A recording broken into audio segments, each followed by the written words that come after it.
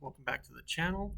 I wanted to talk to you guys today about a little bit about cryptocurrency because something just came to my attention that I didn't realize before, and it's kind of scary about cryptocurrency.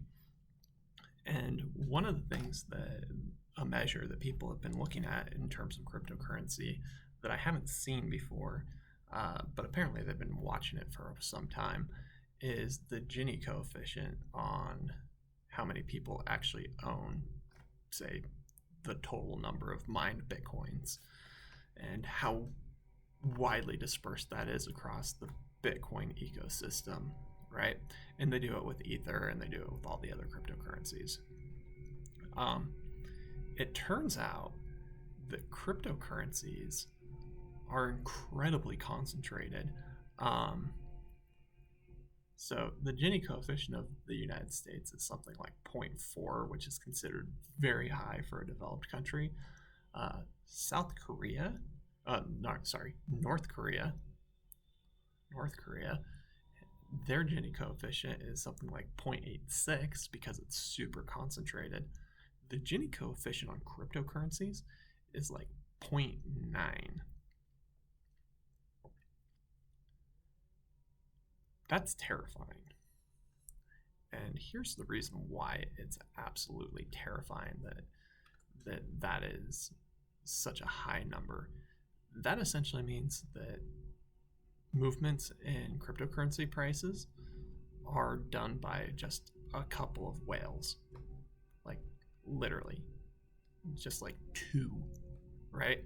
And they're essentially basically sitting in a room, passing it back and forth, bidding up the price, right? It means that there's not a whole lot of demand out there, far less than you'd think for cryptocurrencies. That's very dangerous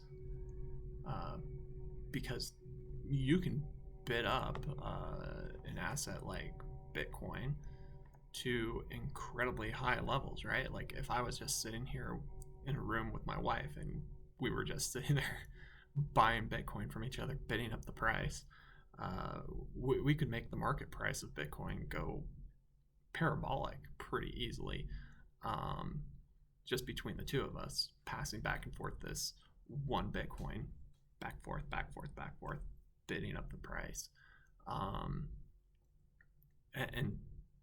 And then, at some point one of us would need to go out and try to find a willing buyer outside the two of us to actually make any money after bidding up the price like that. But the problem as I see it is that you've got these massive whales, and I didn't realize how much the whales actually influence the cryptocurrency market. I've heard of it, right? I haven't participated in the cryptocurrency craze that's been going on. And what I didn't realize was how much the whales actually control. With a 0.9 Gini coefficient, they control basically all of it. That means there's like 2 or 3 people, like I said, that can basically just sit there and bid back and forth.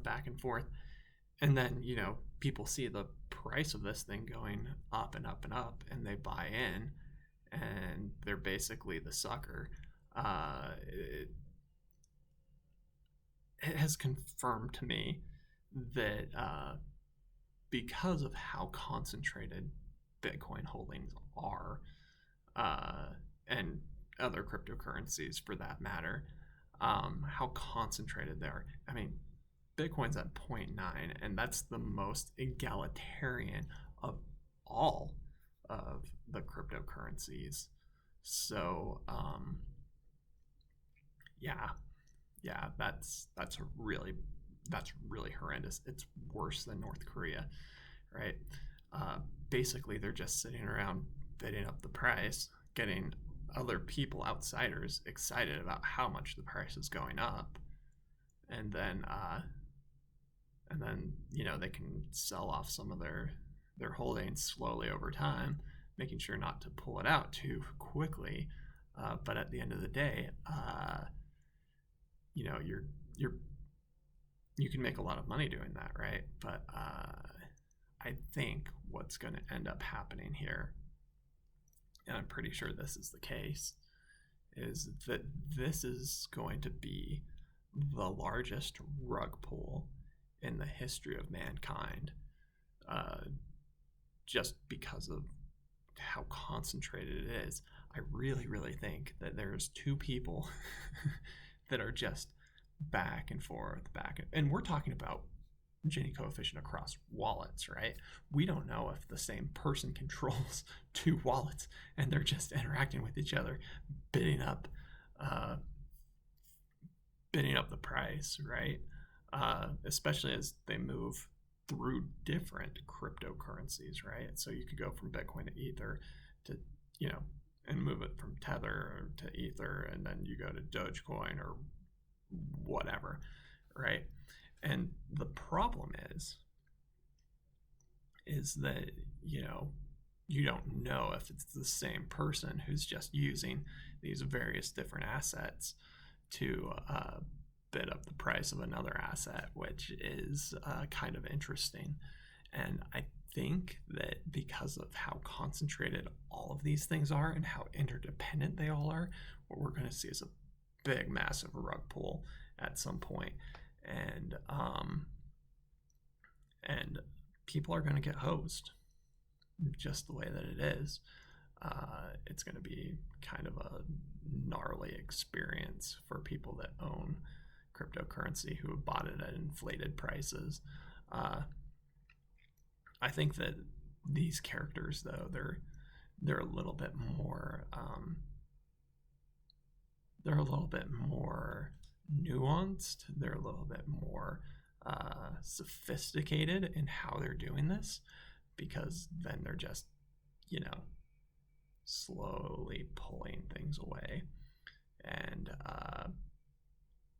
it's going to be kind of a gnarly experience. Anyway, that's just something that I learned over the weekend about cryptocurrency that really has me scared. And it makes me wonder whether or not we're being hosed. So take it for what it's worth. I recommend just steering clear, because it looks like a really sketchy situation that we found ourselves in. A huge bubble. And I think that it may have been inflated intentionally to hurt other people. I can't prove it. Don't want to get into a conspiracy theory, but it looks bad and it looks dangerous. So just do what you can to protect yourself. Probably the easiest way is to steer clear of these really volatile assets. And that's all that I have to say. Until next time, stay rational, my friends.